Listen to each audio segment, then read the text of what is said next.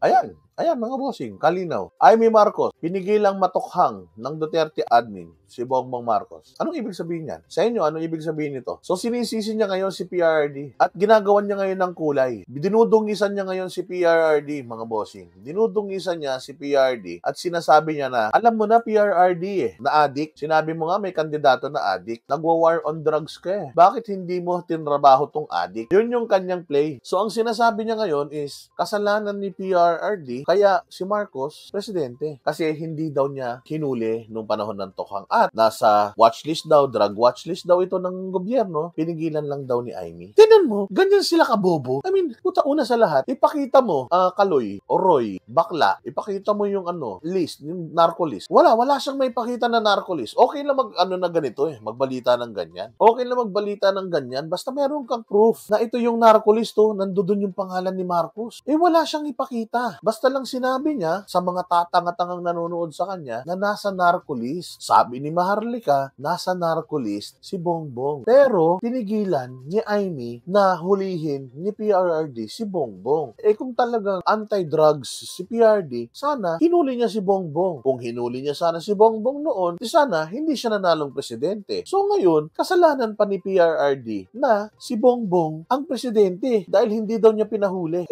Imagine, ganun nila tinitwist yung mga bagay. Ganun nila dinudungisan yung pangalan ni PRRD. Ganun nila binababoy si PRRD. Tapos sasabihin nyo na DDS tong mga to. Sasabihin nyo na talagang makabayan tong mga hinayupak na ito. Kayo, anong masasabi nyo dyan? O ikaw na solid DDS ka. Anong masasabi mo na sinasabi ni Kaloy na kasalanan ni Digong kung bakit hindi or si Digong ay namimili ng huhulihin dahil si Bongbong daw nasa narco list. Pinigilan lang ni Amy kaya hindi nakulong. Ang tanong dito agad is, hindi mo kailangan ipaliwanag yung yung analysis niya. Ang dapat na gawin natin is tanungin siya, hoy Kaloy, nasaan yung pruweba mo na si Bongbong Marcos ay nasa drug list, narco list ni PRRD? Nasaan? At nasaan yung pruweba mo na si Amy Marcos ay hinarang yung paghuli kay Marcos? Ilabas mo yung ebidensya mong yun. Kasi puros lang kayo propaganda. Yan ang masaklap. Sabi ko nga sa inyo, itong hayop na si